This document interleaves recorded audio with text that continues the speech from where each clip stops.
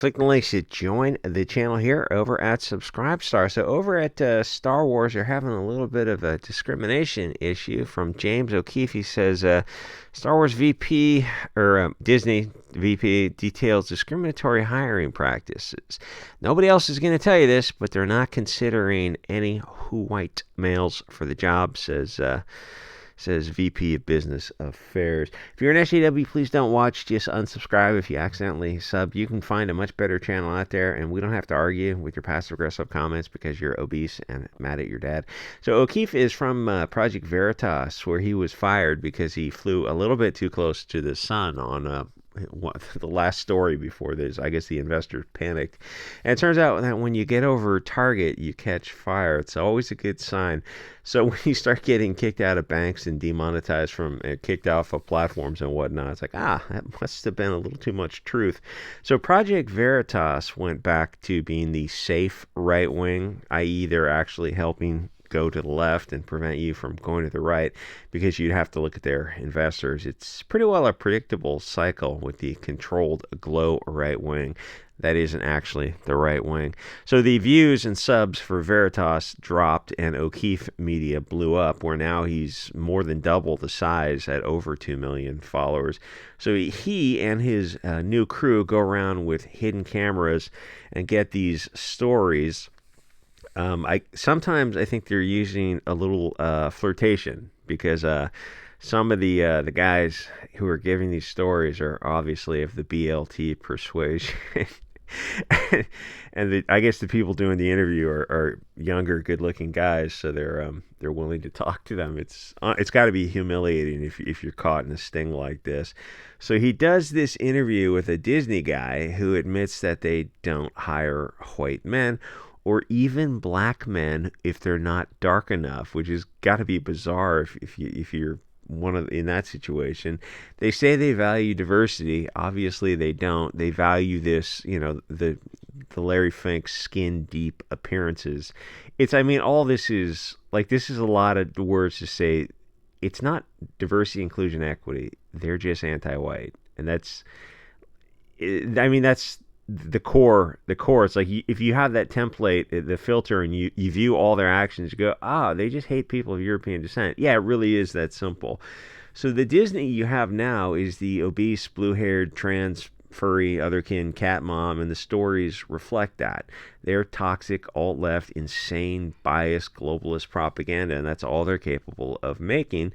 They're so bad that even the left wing doesn't watch them. Disney went from Iger to Chapek to back to Iger and has had a string of bombing movies and lost $1 billion because woke doesn't actually sell. In theory, it should sell the left-wing soy people, but in practice, it just doesn't. Because Disney has people working for them that have values that the audience doesn't share, which is putting it mildly.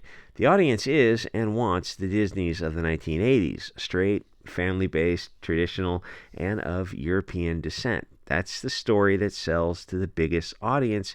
Even if America is only 57% white now, the non-white audience still prefers the blonde, blue-eyed characters, and that's always going to be a problem with marketing and selling to a diverse country because stores only have a limited footprint. It's kind of, I viewed the phenomenon with comics because the store square footage doesn't change, but back in the 80s when you're selling to a white country, you marketed to that. And now, as the demographics fall faster and faster, it makes sales very difficult because you just can't sell to all people because people aren't fungible. They all want different things. So now a lot of this stuff has to move online with smaller projects, and you just don't have the budget anymore because you're not just marketing to one group of people. But Disney is not about what it was in the 70s and 80s and earlier, the traditional family, and that's why Disney isn't selling. The best stories, in my opinion, is why I told the SJWs to tune out, are going to come out of white men with 6 kids with a stay-at-home wife who are traditionalists and conservatives, which isn't politically correct to say, but it's the truth. I posted a meme about NASA on YouTube having trouble with their projects. they just don't seem as competent as they were in the 60s. And you look at the pictures, and it was fair-skinned, blue-eyed nerds, all with an IQ over 130, some of whom were smoking cigarettes at their stations. They can do things a certain way, and I'm being as careful with this as I can. And that means the competency crisis. I've done videos on that for SubScribestar. They can do things a certain way, and the poster pointed out NASA will never have that level of competence ever again. That was the peak. You'll never have a room full of high IQ white men in a room working on a project ever again. That phase of America is over. Whether it's astrophysics and engineering at NASA or Disney with entertainment, America in all regards will never be at that level ever again. And it's all downhill from here because of woke, or the Bolshevik takeover. It's like they have taken over. Who was that guy in the that guy was trying to stop him? It was just one voice, McCarthy, one voice, and it's like you would have had to stop them totally at that time, the communist takeover, the Bolshevik takeover. And if you look around now, you realize, oh, they really did win. Like you're not gonna vote your way out of this. The thing is, it's all downhill from here because of the Bolshevik takeover, and it's a brutal truth, but it's better to address the issue than pretend it doesn't exist. The other concept is in any room with any project, a group of diverse people will not be as efficient as a group of one people who share a common identity and values. That has been studied for years, over 100 years. That concept has been studied in anthropology. But now it upsets people to say. It's like when the truth becomes verboten, what happens? Very bad things. And you couple that with political correctness and the cancel culture of the toxic left, and left-wing ideas tend to go in a progressive death spiral where it gets woker and woker because nobody can say no. This isn't going to sell. It's too diverse, it's too gay, it's too whatever. The reasonable people in the room just learn to keep their mouth shut, and they agree to the nonsense, and they keep getting paid until Disney eventually goes bankrupt or gets bought out. The thing is, people aren't fungible. A room full of European American males with big traditional families who go to church are going to make wholesome traditional stories that Disney was famous for up until it started changing in the 90s.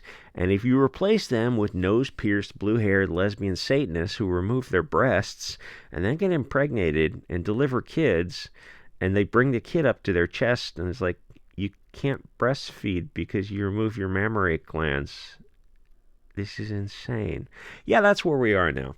Anyway, you're not going to get the same stories, and that is too many modern companies today where the women give Zoom talks about all their kids or pan-furry BLT otherkin, and these women just feel comfortable talking about their kids' sexuality to millions of people.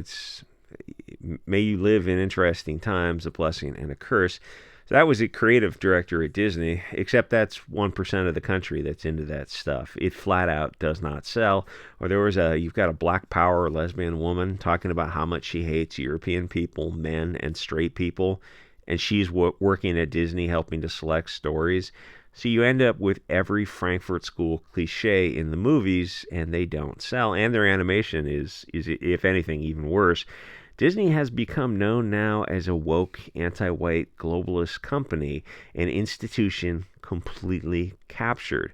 Disney is committed to this Bolshevik New World Order of their globalist values, but the audience is not on board with it. And Disney's hoping that they'll brainwash the kids. You can brainwash kids in almost anything to get the next generation. But the whitest of white pills is that you don't need to support Disney or watch any of their propaganda.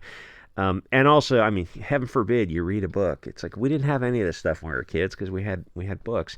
The other thing is alt media, the channels like the Phantom Menace type of channels on YouTube, BitChute and Odyssey, all these other platforms where you're talking about what Disney is doing. So kids are not just getting brainwashed by Disney because they're exposed to all this other stuff. And it's also what the alt, I don't know what you call these, like YouTuber type of people and other platforms as well, they dilute the power of mainstream media. And mainstream media is well aware of that. If they could get rid of YouTube and Rumble and all these other channels, they absolutely would, because they want to be the disseminators of information, whether it's CNN, MSNBC, or Disney and such.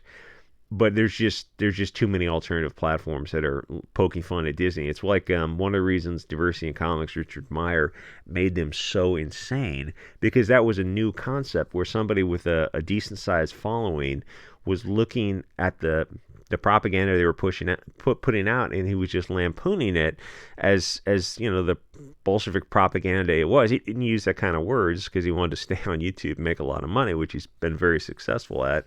But that's what it was, and they lost their mind that somebody would dare look at their carefully constructed fantasy world that's a house of cards built on sand that can't withstand any criticism. And he would criticize it, and they would have this emotional response because you were criticizing them, their religion. The Bolshevism, globalism is a religion to them, and they take it just as seriously as anything else. It's just this ephemeral clouds. It's just based on nothing. It's just a bunch of balloons, and all it takes is one little prick to explode their worldview, because it's so delicately constructed. It's all these just soap bubbles floating around that anything starts to break it down, because it's not real. It's the things they claim to believe. You look at it, and it's like under a vigorous cross-examination, it all falls apart. So they have an emotional response because they can't have a logical response. And that's why they were threatening his life, his kid's life, his wife's life. I mean, that's why they had such a bizarre, violent